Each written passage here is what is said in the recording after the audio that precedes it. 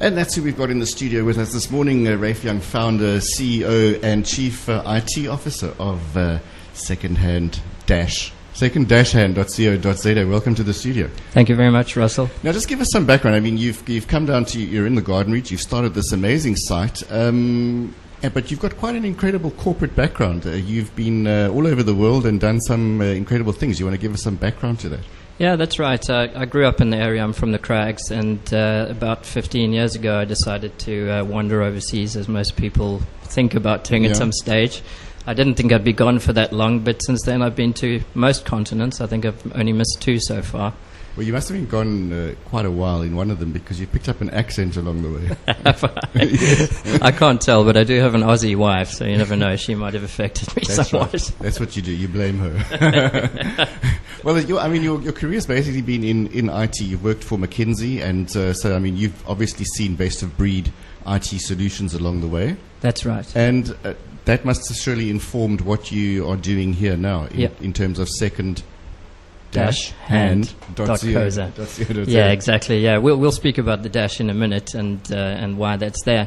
But yeah, that's right. I've been lucky enough to work around the world and also to see the best and worst of second-hand sites whilst I've been overseas, and see the evolution of them in places like Dubai, where 20% of the population left in a few years. So it meant that a huge amount of stuff was sold and resold, and I saw the true power of what a good site can do for a community. It can really save people money. It can help them to reuse and recycle, so it's a really green thing to do. Yeah. And in the current economy, that's fantastic. You know, people can really spend their money wisely. Now, you wouldn't be the first person to be dealing in the second-hand space. I mean, obviously there's big names in there like eBay, OLX, Bid or Buy, Gumtree, but you've got a very unique angle on this that you've made available. Exactly, yeah. I'm actually not trying to take those guys on. They all do a fantastic job of what they do, which is to help people list. Some of their websites are unfortunately very confusing. I mean, you go to their webpage and you just look at it and you put your hands on your head and you go, oh my gosh, where do I start? So that's kind of where I started. I tried to make my website very clean and easy to use. You come to the home page, you just type in www.second-hand, so it's 2nd-hand.co.za, and then you get to a page where you can click sell, buy, or even buy and sell by SMS.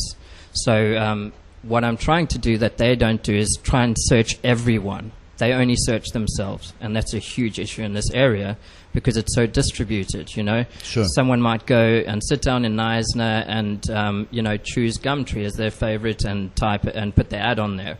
So then someone in Plet might come and sit down and go, oh, yeah, that's, I need a bicycle. And that person in Knysna just listed a bicycle, but they put it on Gumtree. Person in Plet sits down and searches OLX, so they don't find a bicycle. And they go, oh, well, there's no bicycles for sale in the Garden Route. Meanwhile, if you come to my site, what you do is you search all the sites. You actually search up to 80 sites for items in Eden or the Garden Route. So you will find that bicycle. You don't need to know which site it's on. Yeah, sure. So you're taking those big sites, in fact, extracting the information and delivering a relevant return back to the person. Absolutely. And also the way that I deliver it, hopefully, is going to be a lot easier for people to understand. You basically, it's like using Google. When you go to my site, it's like Google on steroids, if you like, because you see the price of the item and you see a picture of the item if one was listed, and it doesn't matter which site it was on. It searches 80, it searches all the big ones, and you just get results for Eden. You can change it to South Africa if you like, but it's focused on Eden right now.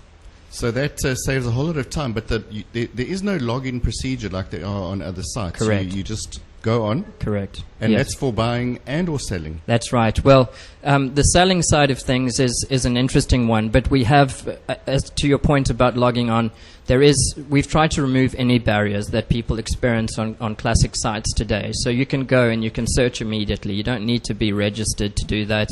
You can SMS. You can buy and sell via SMS. You just send a short word which is buy to a number 43166, or sell to 43166 with the details of the item. So if I wanted to sell a bicycle, I would just type in 43166 into my phone and send an SMS which says buy if I want to buy the bicycle, and a bicycle for 500 Yeah. rand, or a Yeah. rally bicycle, or whatever you want. If you wanted to sell that bike, you just type in 43166 and the word sell, and then a rally bicycle for 700 rand. So a little descriptor, and away you go. Absolutely. You're on. And the reason for that is that there are a lot of people in this area who don't have regular access to internet, who maybe don't have access to internet at all, or might not have a smartphone. So a lot of the big players at the moment are making these apps, which are all very well. If you've got the latest smartphone, you Sure. can download their app and search the internet using that. But what happens if you don't?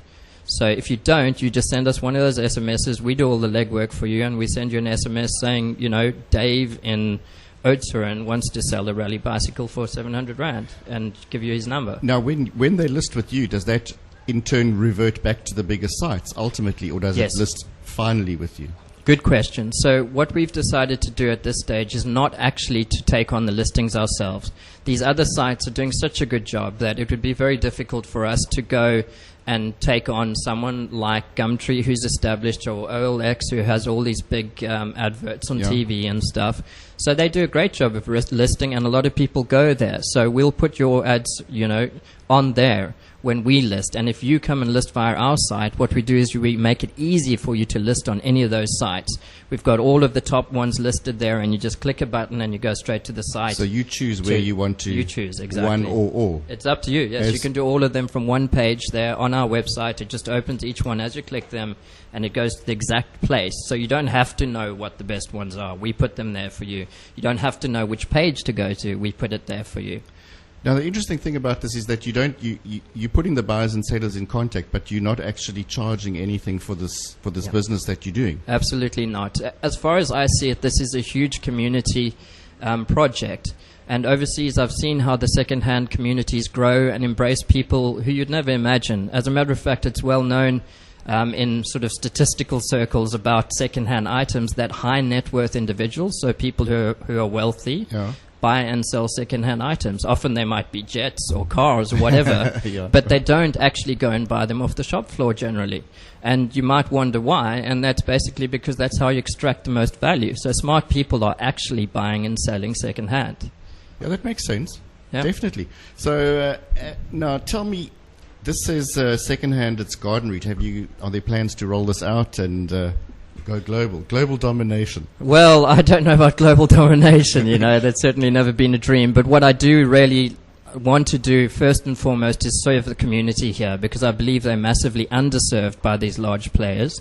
If you're in a city, it's all very well. You can sit down and search Gumtree and you will find a bicycle, because in Cape Town there will be someone selling one. Yeah. But here in the Garden Route, you're not going to if you go to the wrong site. So I really want to help people to do that, particularly now during the economic crisis. It's a good time to spend your pennies wisely. Sure. And to free money which you might have.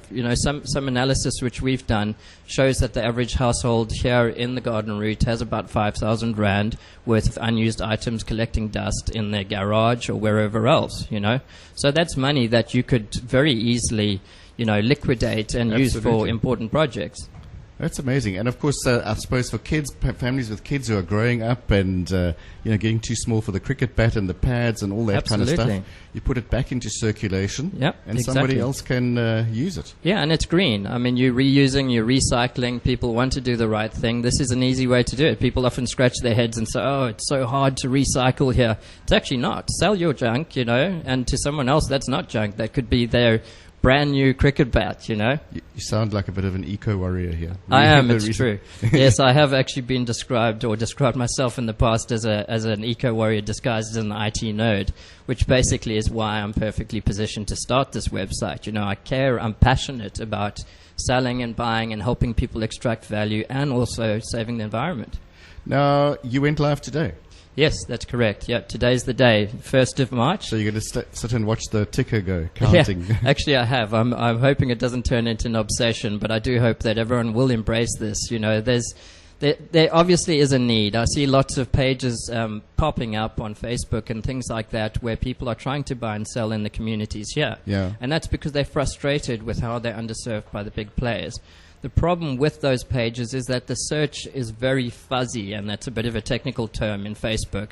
They put in all sorts of stuff that you're not looking for. There might be someone called Plet, Yes. somewhere, and you type that in, and you just go in the wrong direction, or you go to a page where someone's selling stuff, and you trawl down, but you can't sit there and trawl down page after page after page till you find what you're looking for. I must say, one thing that comes across is that you're very, very excited about what you've done here. Definitely, yeah. I'm very passionate about it. As I say, my family have extracted huge value during the times that we've moved from country to country by buying and selling secondhand.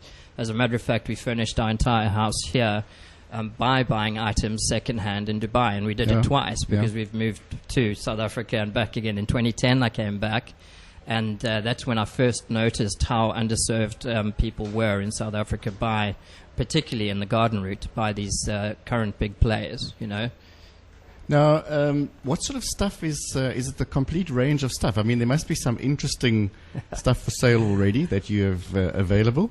Absolutely.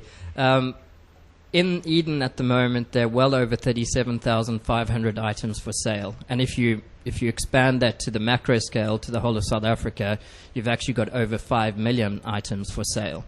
Now, there are some pretty quirky things which pop up occasionally. Just this morning, I saw that you could buy a dwarf Angora bunny for 300 Rand. Okay. If you need one of those, could probably fit in your pocket or I didn't something. know I needed one of those, but it sounds like a good idea. You could sell that cricket bat you got for one of those. And or if you want to go to the other end of the scale, I also saw a Mercedes-Benz SLS AMG Coupe 6.3 V8 for 2.25 mil. And I guess you're probably not going to worry about what the petrol costs when you're driving one of those. And what else? A whole contents of a coffee shop for 67,000 Rand if someone wants to start a coffee shop. I'm assuming that's a failed coffee shop. Probably in the wrong place. But I'll tell you what, what actually strikes me about this kind of shopping is that it's a whole lot of fun because, it's that old thing of the marketplace and going and seeking out the bargain and, it's Definitely. It's not just commercial sense, it's actually, Exactly. It's a nice way to spend time too. It is. And also, there's something really exciting about spending money wisely. Sure. So moving from mindless consumerism, where people are just blowing money that they don't have, to actually becoming a mindful consumer, which is where you actually really think about what you're doing, and you make wise decisions, and you can buy secondhand safely. There are a few rules which you should follow. And we list those on the homepage of our website because we think they're important. For instance, you should always deal face-to-face when you're actually buying an item. You should never buy something, where some scam is sending you a deal which seems too good to be true. Because when something's too good to be true, it probably isn't true. It's as simple as that. And, of course, also your physical safety, so meet in a Public safe place. Exactly. It says that too on the front page. Okay, now just quickly, I want to wrap it, but you want to tell us why second-hand.co.za? Absolutely, yes. So, what's happened there's been an evolution of domains, and domains, of course, are all these dubs that you've got out there. And what happened at first was there was a huge land grab, if you like, for the ones that basically say what's on the box, and that's why you've ended up with all of these vague ones out there, which they have to build a brand around so that you know what they are. I mean, Sure. if someone said Gumtree to you, you'd go, what? What's that? That's a tree in Australia, isn't it? And we've got a few around here too, unfortunately. But if you can move towards something which actually says what you're doing, it's great. Unfortunately, those are often taken. However, what people are now starting to realize is if you do hyphenate something, it makes it more readable. Yeah. Because you could put one word out there and it might not make sense, Sure. the two words next to each other. But if you put a dash in between, it actually reads what it says. So, I mean, that's the only thing is that you then have to remember that. It's www.2nd, second, dash, hand, HAND, .coza. But what I quite like about that? The name, I was thinking this morning, is that the second hand is almost like the helping hand. Absolutely. Yes. So I don't know if you you intended that meaning, but I thought it's that very much it's so. helping. That's why there's a hand on the side. Well, guys, you and Anne, Rafe and Anne, well done. Congratulations on getting the site up and running. Everybody out there, it's live today. Go and have a look. www.second-hand.co.za. We will be speaking to you again in the future. You'll be keeping us informed of what's available, what's interesting out there in the garden route. But thanks very much for coming to chat to us, and best of luck with the project. Thank you very much, and thanks everyone for listening.